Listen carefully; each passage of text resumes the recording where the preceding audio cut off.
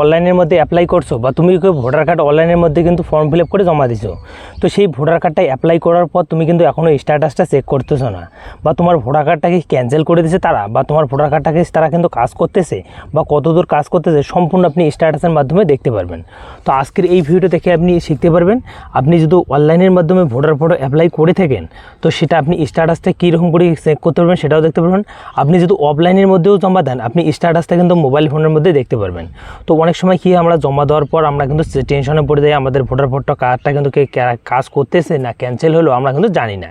তো সেই স্ট্যাটাসটা চেক করার জন্য তোমাদের আসতে হবে ফোনের গুগল হোক বা আপনি ক্রোম হোক, তুমি সেখানে আসার পর এখানে ভোটার কার্ড ECI লিখে তারপরে কিন্তু এখানে দিয়ে দেবেন EC লিখলে আপনাদের একটা সাইট চলে আসবে।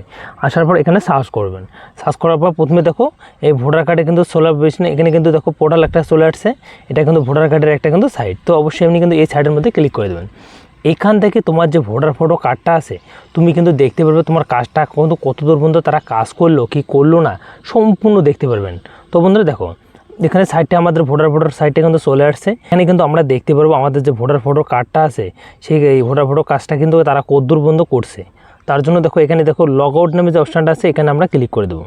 এখানে ক্লিক করে দেবো দেখো এখানে দেওয়া আছে দেখো registration mobile number email ID. হয়তো তুমি ভোটার কার্ডটা অ্যাপ্লাই করার সময় হয়তো তুমি মোবাইল নাম্বার হলে ইমেল আইডি দুইটার মধ্যে একটা জিনিস আপনাদের দিতে হবে। তুমি যদি ইমেল আইডি দিয়ে থাকো ইমেল আইডি এখানে দিতে হবে, না হলে মোবাইল নাম্বার। তো বেশিরভাগ কিন্তু মোবাইল নাম্বার দেয়, মোবাইল নাম্বার দিয়ে এখানে ক্যাপচার কোড। তো ক্যাপচার কোডটা আমরা কী দিচ্ছি এখানে দেওয়া আছে 3 তারপরে তারপরে 8 তারপরে ছোটো হাতের ভি তারপরে 3S। তো আপনাদের ক্যাপচার কোডটা আপনি দেখে কিন্তু এন্টার করবেন, তারপরে এখানে মোবাইল নাম্বার হোক বা আপনাদের ইমেল আইডি।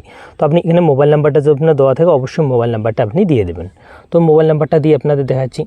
হয়ে গেছে আমাদের মোবাইল নাম্বারটা আমরা এন্টার করে দিয়েছি, তারপরে এখানে কিন্তু ক্যাপচার কোডটা দিয়ে তারপরে রেজিস্টার OTP এখানে আমরা ক্লিক করে দেবো। তো এখানে যখনই ক্লিক করে দেবো এখানে জাস্ট আপনাদের ক্লিক করার সাথে সাথে এখানে কিন্তু আমাদের কিন্তু এখানে কিন্তু হয়ে যাবে। তো জাস্ট আমরা কিন্তু এখানে রেজিস্টার OTP তে এখানে ক্লিক করে দেবো। তো এখানে ক্যাপচার কোডটা আমাদের কিন্তু ভুল হয়েছে, তার জন্য কিন্তু আবার অপশান দিয়েছে। তো আমরা কিন্তু ক্যাপচার কোডটা আবার ফিল আপ করতেছি। তো এখানে কিন্তু ক্যাপচার কোডটা ভুলের কারণে আমাদের কিন্তু আবার দিতে হচ্ছে, তো আমরা সিম্পলি দিতেছি। তো দিয়ে আমরা রেজিস্টার OTP তে এখানে ক্লিক করে দেবো। তো তারপর আমাদের চলে আসবে এই নাম্বারে কিন্তু একটা OTP ঢুকবে। তো OTPটা আসার পর আমরা কিন্তু OTPটা এখানে দিতে হবে। OTPটা দিয়ে আপনাদের দেখতে পারবো আমাদের কী পরিস্থিতি আছে আমাদের ফর্মটা। তো OTPটা অবশ্যই লাগবে। দেখো OTPটা দিয়ে তারপর আমরা দেখো রেজিস্টার এখানে কিন্তু আমরা ক্লিক করে দেবো। তো এখানে ক্লিক করার মধ্যে দেখো কিছুক্ষণের মধ্যে দেখো এখানে কিন্তু টাইম দিয়েছে 1 পয়েন্ট, দেখো এখানে 1.5 মিনিট টাইম দিয়েছে। তো 1.5 মিনিট টাইম দেওয়া হওয়ার পর বন্ধুরা আমাদের যে কার্ডটা আছে আমরা কিন্তু দেখতে পারবো। তো জাস্ট আপনাদের এখানে কিন্তু দেখতেছি। তো এখানে কিন্তু আমরা আমাদের যে OTPটা আছে জাস্ট আপনাদের